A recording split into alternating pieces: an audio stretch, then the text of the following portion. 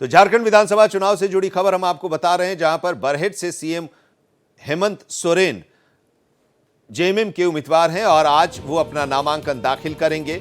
गांडे से जेएमएम के उम्मीदवार के तौर पर कल्पना सोरेन भी आज अपना नामांकन दाखिल करेंगी और इसके साथ ही जमशेदपुर पूर्वी सीट से पूर्णिमा दास अपना नॉमिनेशन दाखिल करेंगी। मुख्यमंत्री हेमंत सोरेन बरहेट से चुनाव लड़ रहे हैं, अपना नॉमिनेशन दाखिल करेंगे।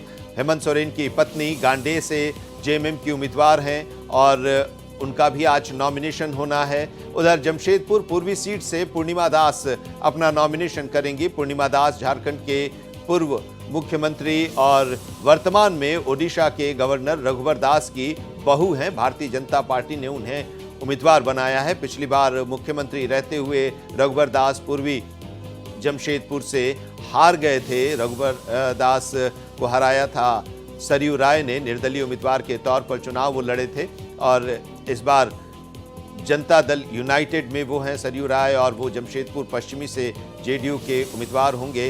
इधर रघुवर दास की पत्नी को बीजेपी ने जमशेदपुर पूर्वी से अपना उम्मीदवार बनाया है, जिनका आज नॉमिनेशन होना है। पूर्व मुख्यमंत्री अर्जुन मुंडा की पत्नी मीरा मुंडा भी चुनाव लड़ रही हैं और वो भी आज अपना नामांकन दाखिल करेंगी।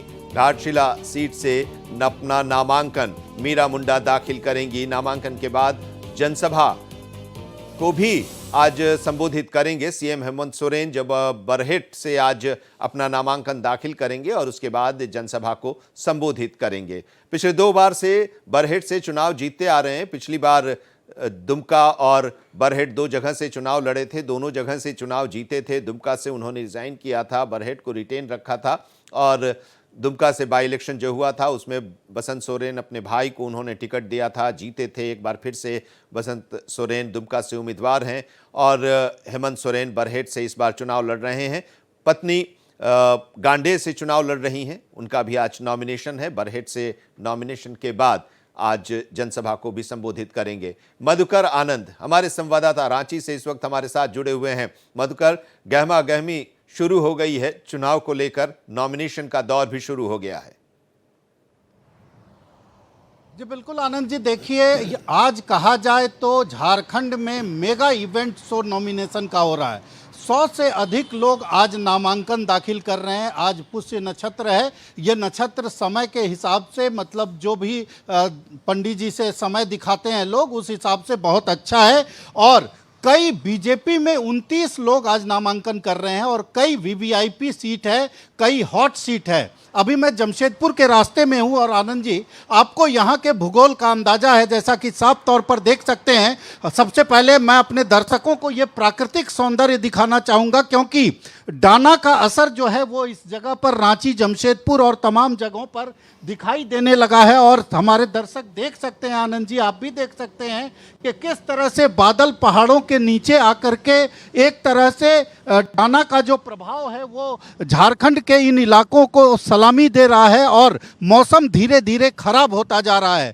अब देखा जाए, जहां तक राजनीतिक मौसम की बात करें तो जमशेदपुर पूर्वी सीट से रघुवर दास जी की बहू पूर्णिमा दास और घाटशिला से मीरा मुंडा, इन दोनों को लेकर के तमाम तरह की बातें हुई, तमाम तरह की अटकलें लगाई गई कि कौन खड़ा होगा, कौन खड़ा होगा। ऐसे अंततः जो है वो इन दोनों का टिकट फाइनल हुआ और जो सह प्रभारी हैं हिमंता बिस्व शर्मा, वो खुद मौजूद रहेंगे पूर्णिमा दास के नॉमिनेशन में। उसके बाद एक बड़ी सभा को संबोधित किया जाएगा। उधर अगर बात करें हजारीबाग समेत तमाम इलाकों में जो है 100 से अधिक नॉमिनेशन है। बरहेट में हेमंत सोरेन, जैसा कि आप बताया, गांडे में कल्पना सोरेन, तो जेएमएम के भी बड़े नेताओं का नॉमिनेशन आज ही है। और सही पूछा जाए तो चुनाव का बिगुल आज के बाद तेज बजने लगेगा और उस बिगुल की आवाज से झारखंड की जनता जो है वो वादों की बौछार उनके सामने की जाएगी और उनके दिन भर उनके कान में वादों का गीत बजाया जाएगा। अब उन वादों पर कितना भरोसा जनता करती है, किसके वायदे पर भरोसा करती है, ये तमाम बातें देखने वाली होंगी। लेकिन जिस तरह से अभी चुनाव में लगातार ये मामला चल रहा है कि बीजेपी में बागियों की संख्या बढ़ती जा रही है, उधर जेएमएम में भी कुछ बागी अपना स्वर जो है वो मुखर कर रहे हैं, तो ये तमाम चीजें भी अब चलती रहेंगी। लेकिन नॉमिनेशन के बाद प्रत्याशी अपने क्षेत्र में चला जाएगा और अपने क्षेत्र में तेजी से लगेगा, क्योंकि 13 तारीख को मतदान है और उसमें समय बमुश्किल 14-15 दिनों का बच है। तो प्रत्याशियों के लिए भी एक कठिन घड़ी है। एक दिन पहले तक उनको पता नहीं था कि वो प्रत्याशी बन भी पाएंगे या नहीं बन पाएंगे। लुइस मरांडी बीजेपी को छोड़ करके गई, लेकिन अभी तक जामा से जेएमएम ने टिकट क्लियर नहीं किया है। लुइस मरांडी इंतजार ही कर रही हैं। तो ऐसे हालात में प्रत्याशियों के लिए भी समस्या दिखाई दे रही है। जी चलिए, आप जमशेदपुर पहुंचिए और वहां के बारे में भी हम आपसे हालात वहां के भी लेंगे, लेकिन दाना को लेकर मौसम में कुछ बदलाव आया है और उम्मीद ये की जा रही है कि जो चुनावी तपिश है वो थोड़ी उसमें भी कमी आएगी। फिलहाल बहुत बहुत शुक्रिया, आपसे आगे भी जानकारी लेते रहेंगे।